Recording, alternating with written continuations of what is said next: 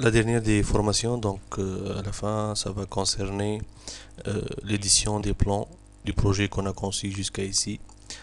Alors l'étape de l'édition des plans, elle est primordiale, elle est importante, je dirais même l'une des plus essentielles, puisque tout ce qu'on a vu jusqu'ici, de la conception de l'action plan au profil en long, du calcul du terrain, du DVR, l'application du profil en travers type, tout cela doit être mis en relief à travers les plans, doit être présenté sous forme d'un dossier de plan qui sera donné au client, qui l'utilisera bien sûr sur chantier. Et il est très important de savoir présenter de tels résultats. D'éditer les plans, on va voir comment on configure les planches qu'on va imprimer, c'est-à-dire comment on configure les traceurs du logiciel piste. Alors il suffit d'ouvrir le fichier piste que vous avez conçu. Vous voyez que tous les éléments ils ont été définis et vous faites outils configuration des traceurs, et là vous pouvez ajouter par exemple un format A4 sur une imprimante système qui est installée sur votre ordinateur. Quand vous cliquez OK, vous avez la liste des imprimantes qui sont installées. Donc je vais prendre l'imprimante PDF. Vous pouvez configurer les plumes en ajoutant d'autant de plumes que vous voulez, et ça va définir les différents calques ou bien les différentes épaisseurs que l'on va utiliser pour l'édition des plans. Donc par exemple, si j'assigne à la plume numéro 7 la valeur 0,35, c'est-à-dire que la plume 7, ou bien que ce soit exporté au niveau de AutoCAD, ou bien au niveau de l'édition directement sur imprimante, ça va avoir une épaisseur de ligne de 35, donc plutôt 3,5 mm. Ici je vais mettre par exemple 0,30, je peux mettre ici du 0,25, je peux mettre ici 0,18, 0,10, 0,15, 0,12 et 0,1. Donc de 0,1 à 0,35, j'ai fait varier l'épaisseur des lignes, et aussi je peux même changer par exemple la couleur de certaines plumes pour avoir dans mes plans ces couleurs là qui vont être utilisées. En faisant OK, ensuite vous avez propriété, vous allez définir l'orientation du papier. Ça donc c'est en fonction de votre imprimante que vous utilisez. La mise en page, donc quel type de papier vous allez éditer, A4, A3, A2, ainsi de suite. Et ce sera en portrait ou bien en paysage. Et on peut mettre les marges, je vais changer ça en 5 mm à gauche et en bas, droite et haut. Et je fais OK. Et là j'ai le A4 qui a été défini. Donc pour éditer mes profils en travers sur un format A4, je vais faire sortie dessin profil en travers, et là j'ai un tableau que j'ai une interface que je dois remplir. Donc on va imprimer du profil 1 au profil 211. On va dire LMGC, projet LMGC. Je peux même ajouter un label 2.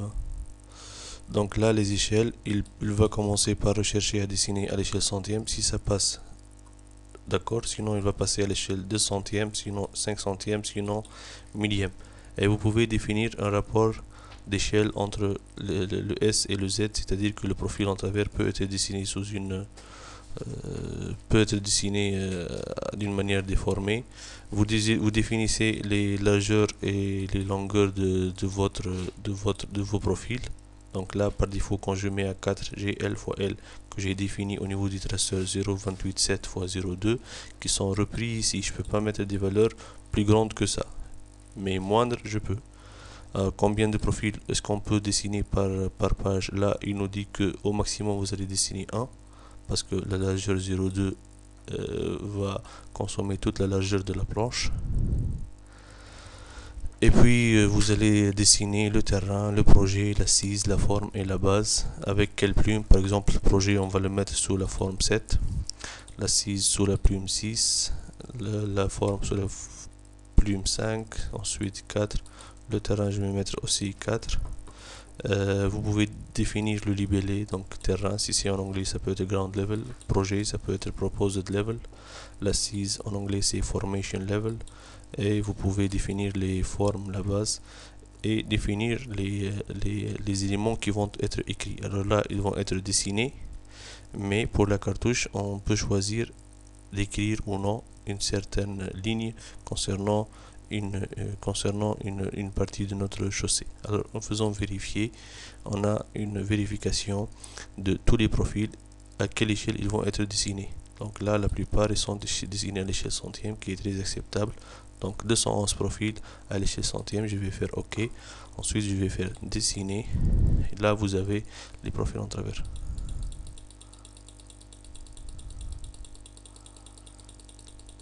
Donc, ou bien vous définissez directement une imprimante pour sortie, ou bien même vous pouvez les imprimer maintenant avec la fonction PDF, en faisant OK. Donc là, j'ai tous les profils qui sont en train d'être dessinés. OK. Alors, est-ce qu'il les a mis? Il n'a pas encore terminé. Il est en train de traiter. Voilà. Il me demande le nom. Je vais mettre profil en travers, enregistrer. Et là, j'ai un fichier PDF qui contient donc tous les profils que je peux donner à mon client pour qu'il les imprime à chaque fois qu'il veut. Mais là, remarquez qu'il ne peut pas vérifier les sections puisque c'est un fichier PDF. Il vaut mieux le lui donner sur un fichier AutoCAD. On va voir tout de suite comment. Donc vous remarquez ici que j'ai mis le terrain, le projet et l'assise. Si jamais je veux ajouter par exemple la base, la forme, je vais cliquer sur toutes. Puis en faisant dessiner, j'ai aussi la forme qui est ajoutée comme ligne. Donc là, qu'est-ce que c'est ces lignes là? Donc pour chaque couche, ou bien pour chaque ligne de votre profil en travers, vous avez la distance par rapport à l'axe. Si c'est à droite, c'est positif, si c'est à gauche, c'est négatif. Et puis la cote qui correspond à ce point là. Donc au niveau du terrain, nous avons une cote 434,28 que l'on retrouve ici, ZTN. Une cote projet 434,28 qui est la même et qu'on retrouve aussi ici. Une cote assise qui est de 433,66. Donc vous remarquez qu'il y a 34 plus 28, ça fait 62 cm. Et c'est ce qu'on a dit. Donc la structure de chaussée elle est constituée par 62 cm, 30, 20, 7 et 5 pour toutes les couches de la chaussée. Donc vous devez bien vérifier que la différence au niveau de l'axe ou bien au niveau d'autres points, hein. Au niveau de l'axe, vous avez une différence entre l'assise et le projet de 62 cm. Bien sûr, l'assise, vous savez très bien que c'est cette ligne là qui va définir la limite des terrassements. Donc là, je vous invite à bien regarder les profils en travers, bien regarder les cartouches qui sont éditées avec, parce que c'est avec ce type d'information là que l'on arrive à faire du déblai et du remblai, faire les terrassements, et c'est très important de bien regarder les résultats qu'on a édités, vérifier les distances par rapport à l'axe, à gauche et à droite, vérifier les codes pour voir si justement il n'y a pas d'erreur au niveau de la définition du profil en travers type. Alors maintenant, si je veux éditer ça en AutoCAD, alors je reviens à outils configuration des traceurs, je vais choisir le binaire, configurer, je vais mettre une largeur de 100 000 mm, c'est-à-dire 100 000 mm ça fait 100 mètres, et une hauteur de 10 000 mm, c'est-à-dire de 10 mètres. Je peux ajouter les plumes que je veux en faisant OK, fermer, ensuite sortie dessin profil en travers, et là je peux choisir le binaire. Vous remarquez qu'au niveau du binaire nous avons 100 mètres x 10 mètres, donc je vais laisser ça comme ça, comme étant un format A4 par profil. Je vais donner au projet la plume 5, ici je vais mettre 4, ensuite 3, ensuite 2. Je vais écrire la forme. Bien sûr, vous me dites pourquoi pas ne pas écrire la base. J'ai doute que ça passe parce que on n'a pas assez d'espace sur un format A4 de tout dessiner. Non, ça passe, tant mieux. Donc la plupart sont en échelle 1 sur 100. En faisant dessiner, vous avez tous les profils en travers qui sont dessinés et imprimés ensuite en fichier DXF que je peux ouvrir avec AutoCAD.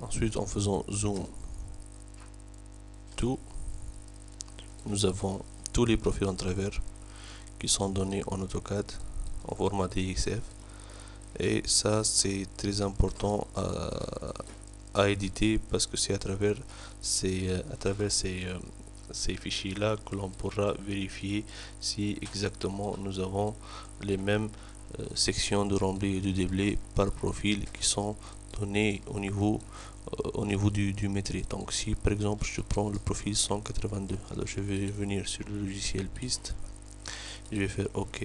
Ensuite je vais voir sortie édition imprimée, les terrassements qui concernent le profil 182.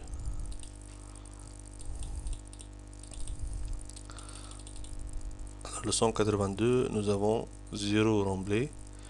Et pour le déblai, nous avons une section de 8,5. Alors le volume, bien sûr, c'est la section multipliée par la longueur d'application, qui est la moitié de la longueur entre le profil 182 et le profil 181, plus la moitié de la longueur entre le 182 et le 183, c'est-à-dire 50 mètres. Donc le volume de remblai, c'est le volume de déblai, pardon, c'est 8,5 multiplié par 50. Donc vous pouvez vérifier ça facilement avec la calculatrice. Donc le 8,5, ce 8,5 en mètres carrés, normalement il a été calculé au niveau du profil en travers 182. Donc on va voir la section de déblai. Donc c'est par définition la section qui existe entre l'assise et le terrain naturel, alors, y compris les fossés dans mon cas. Dans d'autres projets, on va vous dire les fossés seront payés en mètres linéaires, donc c'est pas la peine de les représenter. Et donc ils ne rentrent pas dans le calcul du déblai. Mais dans mon cas, je vais considérer que les fossés ils sont calculés au niveau du déblai. Alors pour calculer une surface sur AutoCAD, bien sûr il faut faire attention à l'échelle, donc centième.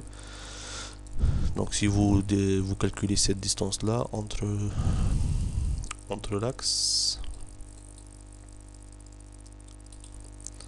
et ici, vous avez 37,42, alors que c'est 3,74.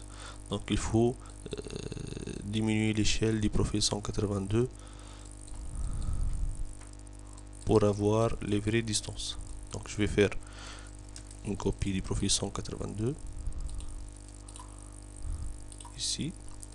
Ensuite je vais faire EH pour échelle de tout ça à partir de ce point là fois 0,1 pour diviser les longueurs par 10 et avoir les vraies longueurs sur mon profil en travers. Donc 3,74, normalement on doit la retrouver, la voici. Donc là nous avons mis à l'échelle le profil. Maintenant pour calculer une surface, il suffit de faire une polyligne PO qui soit fermée. Donc, je vais commencer par ce point. Je vais suivre le terrain ici, ensuite ici, ensuite est-ce que j'ai d'autres points de terrain naturel? Oui, celui-là, ensuite ce point là, ensuite ici je vais suivre le fossé, puis l'assise jusqu'à ce point, ensuite ce point, le deuxième fossé, et puis on va verser entrée pour fermer la polyligne. Alors si je clique ici, j'ai une polyligne fermée que je peux lister et j'ai une surface de 8,5 mètres carrés que je retrouve bien évidemment au niveau du profil 182 sur mon listing. Donc le logiciel il calcule ces sections là, il les multiplie par les longueurs d'application pour vous donner le volume total de remblai et de déblai, et donc ça c'est la méthode linéaire. Mais tout ce que vous pouvez vérifier donc ici c'est la section. Parfois le client il vous donne 3 ou 4 versions et à la fin quand vous demandez en tant qu'entreprise quand vous demandez le métier, il faut bien veiller à éditer le métier de la version que vous avez adopté pour l'exécution du projet. Donc généralement les ingénieurs évitent de vérifier les cubatures parce qu'on dit que voilà c'est les cubatures éditées par un logiciel. C'est pas le logiciel qui se trompe, mais plutôt le concepteur qui peut utiliser beaucoup de versions et vous donner un métrique qui ne soit pas réaliste, qui ne coïncide pas avec la réalité des choses qui ont été exécutées. Donc là, vous avez un moyen pour vérifier si les sections de remblai. Donc il suffit de faire un sondage sur quelques profils et vérifier si vous avez bien les vraies sections de votre projet. Donc là, vous avez tous les profils en DXF. Ça, c'est concernant les profils en travers. Maintenant, pour ce qui est de l'axe en plan et du profil en long, on parle toujours de tracé combiné.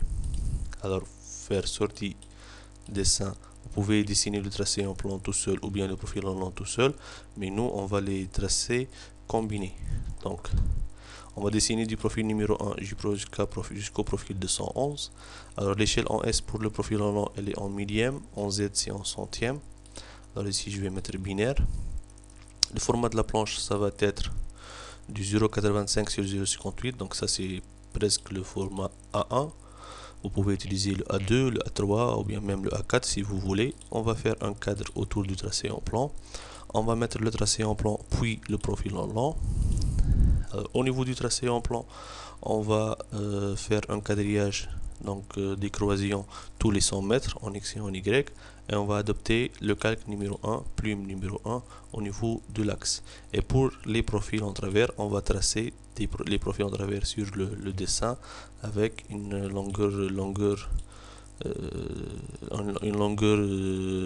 entre le numéro du profil et l'axe de 2 cm. Je vais éliminer celui-là, je vais mettre 0 pour avoir la gradation de l'axe d'un seul côté, donc le côté gauche.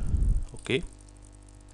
Pour ce qui est du profil en long, on va mettre le terrain naturel sur le calque numéro 2, le projet sur le calque numéro 3. Donc tout ça, ce sont des interfaces qu'il faut remplir en fonction des préférences de l'utilisateur. On peut dessiner le fossé gauche et le fossé droit, la dénivelé à l'axe, c'est-à-dire la différence entre le ligne rouge et le terrain naturel. On peut dessiner l'emplacement en S et Z des sommets paraboliques. On peut mettre les codes terrain, les distances partielles entre profils, les codes projet de chaque profil en travers, les éléments du projet, c'est-à-dire les pentes et les paraboles, les éléments de l'axe en plan, c'est-à-dire les droites, les cercles et les clotoïdes éventuellement. Et pour le dévers, vous pouvez faire juste une cotation, faire un diagramme pour les valeurs ou bien un diagramme chaussé. Donc ce sont des préférences, je vais mettre le diagramme chaussé et je vais faire OK. Ensuite, en faisant page auto, ça c'est une opération qui est très appréciée dans le logiciel Piste. Elle permet de faire un découpage de tout votre axe en plan selon la planche que vous avez choisie. Donc là, vous avez une planche entre le profil 1 et 33, entre 33 et 70. En tout, pour mon axe de 5 km, j'ai 6 planches. En faisant OK, ensuite OK, je vais faire dessiner. Donc là, vous avez les profils en travers, les profils tracés combinés, donc tracés en plan plus profil en long qui sont tracés ensemble. Je vais faire imprimer et je vais l'appeler tracé combiné, TC. Enregistrer. OK. Fermer. OK. Ensuite, je vais vers fichier de conception et j'ouvre TC. Je vais faire un zoom tout. Et là, vous avez le tracé en plan et le profil en long avec les fossés gauche et droit qui sont dessinés ici. Et ça, c'est la ligne rouge, prime 3. Donc, je vais changer la couleur de la prime 3 en rouge. Voici la ligne rouge. Et puis la prime 2, ça représente le terrain naturel. Et je peux la dessiner avec la couleur, par exemple, 82. Ok, qui sera en vert. Donc voilà, ça c'est le terrain et ça c'est la ligne rouge. Donc le fossé, ça va encombrer un peu le dessin. Je peux réexporter le tracé combiné sans les fossés, comme je peux l'effacer manuellement. Bien sûr, puisque mon axe n'est pas trop long.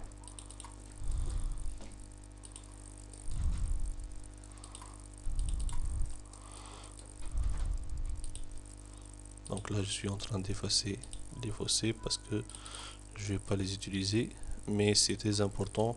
Le dessin des fossés, ça vous aide à voir exactement où est les fossés sur le profil, où sont les fossés au niveau du profil en long, quelle est leur pente moyenne, avoir une idée sur le rejet, où est-ce qu'il va se placer, ainsi de suite. Donc là, comment on va lire ce tracé combiné? Donc en haut, vous avez le profil, le tracé en plan avec la numérotation des profils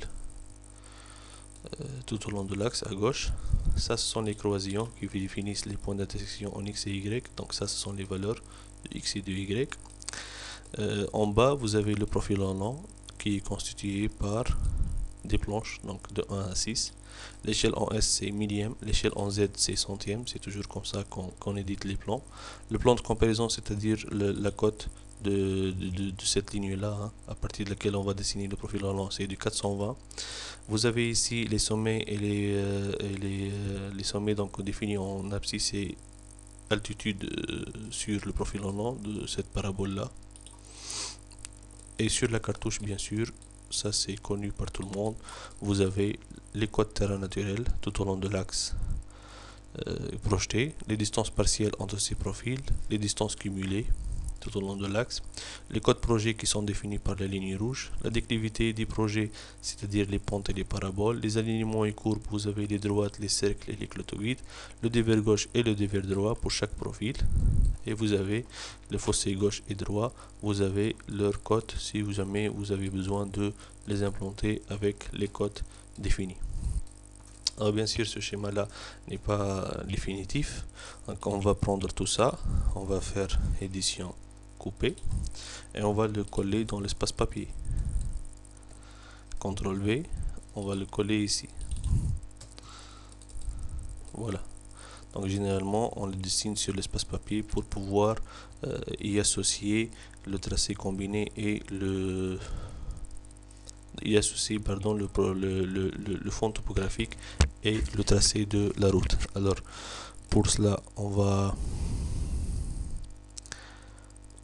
générer des fenêtres. Alors avant ça on va aller dans objet, on va faire fichier exporter en DXF, le tracé en plan,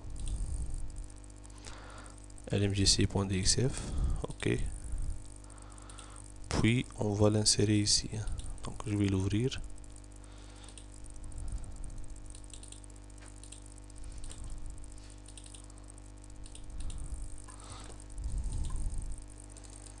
Donc voilà le tracé. Je vais le prendre, le copier avec un point de base 00 et le coller dans mon tracé combiné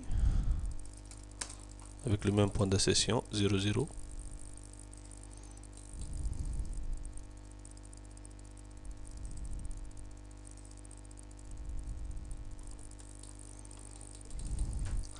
Ensuite, je vais ouvrir le fond topographique sur lequel j'ai fait tout le choix de l'axe.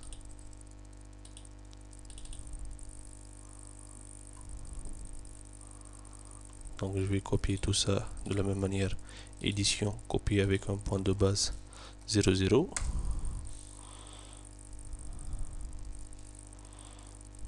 Je vais le coller sur le même point d'accession, le 00. Donc là, sur l'espace objet, qu'est-ce que j'ai? J'ai le fond topographique avec le tracé Je peux choisir à éliminer la chaussée antérieure. Donc voilà le tracé que nous avons fait avec l'accent plan qui est au milieu, les bords chaussés qui sont en bleu, les bords de l'accotement qui sont en magenta, et ensuite vous avez les talus de remblai ou bien de déblai, et même les fossés qui sont dessinés. Donc là, si le talus est dessiné du côté de l'accotement, c'est qu'on est en remblai. Si par contre il est dessiné au niveau de l'entrée en terre, c'est qu'on est en déblai, et vous avez les fossés qui sont dessinés localement à chaque fois que le profil en travers l'impose. Alors bien sûr, chaque bureau d'études a sa propre manière pour faire apparaître ce qui est dans l'espace objet sous l'espace papier. Donc je vais peut-être utiliser une méthode un peu fastidieuse, un peu longue. Afficher, fenêtre, une fenêtre. Ici. Donc on va ouvrir une fenêtre sur l'espace objet. Voilà. Donc vous voyez que là vous avez tout le tracé. En faisant un double clic dedans, vous pouvez faire des zooms sur le tracé et le caler au niveau de votre route, au niveau de votre tracé. Alors je vais faire un zoom millième, donc 1xp, z 1xp. Donc je mets le dessin à l'échelle, je vais mettre le dessin à 1xp. Ensuite je vais voir que là entre le profil 9 et 10 j'ai une ligne bien horizontale. Je vais la choisir.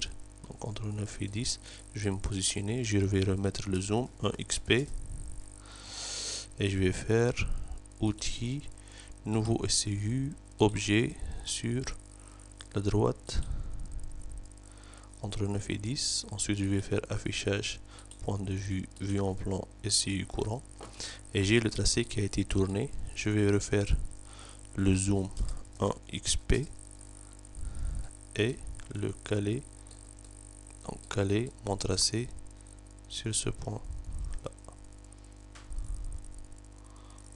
Bien sûr il y a d'autres méthodes qui sont beaucoup plus précises, je ne vais pas les présenter dans le cadre de ce TP parce que ça revient à certains bureaux d'études et je ne peux pas les utiliser. Mais là vous avez quand même une petite méthode qui vous permet de dessiner ou bien de caler votre tracé en plan sur l'espace objet.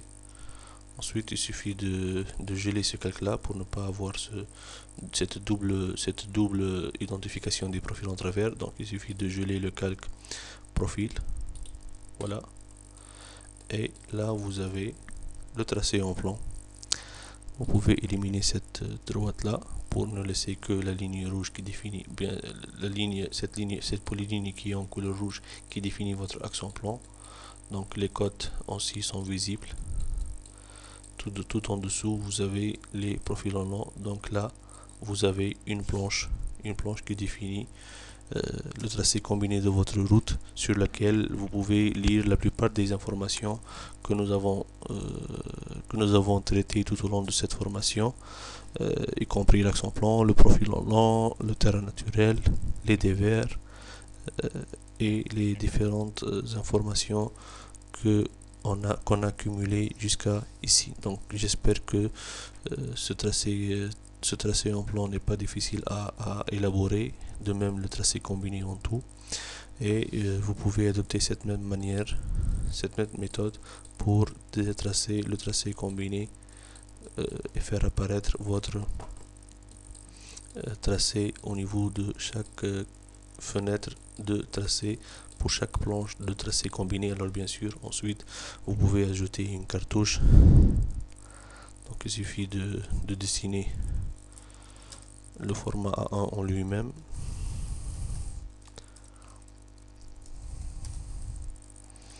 Je vais déplacer ça dans cette fenêtre là parce que le logiciel Piste il donne des planches qui ne sont pas de même dimension.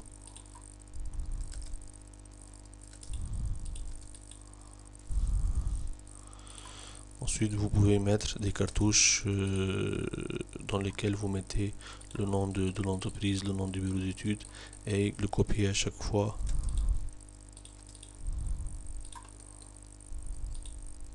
pour avoir un format de planche qui est constant.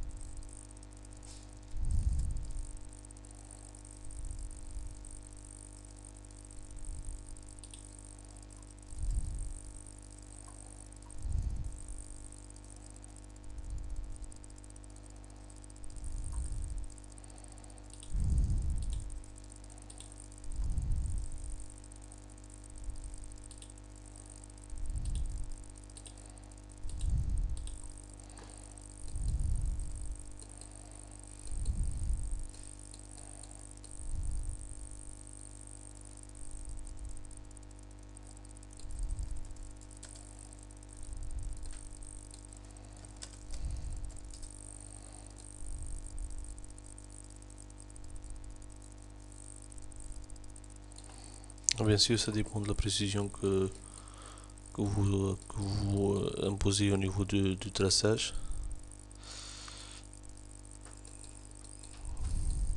Mais bien sûr, au niveau des bureaux d'études, on utilise certains programmes, certaines astuces que je ne peux pas présenter ici malheureusement et que vous pouvez utiliser facilement pour caler ces fonds topo et ces tracés facilement au niveau de votre tracé. Voilà concernant le tracé combiné. Donc vous avez à éditer comme plan, comme je l'ai dit, les profils en travers et les tracés combinés qui englobent le tracé en plan et le profil en long. Et ça constitue le dossier d'études que vous pouvez présenter à votre client. J'espère que la formation vous a été utile. J'espère que l'enchaînement a été un peu, je dirais, un peu clair pour surtout pour les étudiants, parce que là on a vu les différentes étapes de conception d'une route dans les détails, mais c'est pas vraiment un outil très professionnel pour pouvoir gérer directement des projets dans le monde professionnel, c'est loin de l'être, mais en tout cas ça peut vous initier d'une manière assez avancée, et c'est à travers la manipulation, à travers l'utilisation du logiciel sur beaucoup de projets, beaucoup de types de projets, que vous aurez à bien améliorer vos connaissances, à bien le manipuler, et pourquoi pas arriver à faire des projets de A jusqu'à Z euh, avec ce seul logiciel qui est vraiment très intéressant. Et vous avez vu donc tout au long de cette formation les différentes capacités les différentes capacités qu'il a et les différentes informations qu'il peut générer au niveau d'un même projet routier. Et je vous souhaite bonne chance. Merci.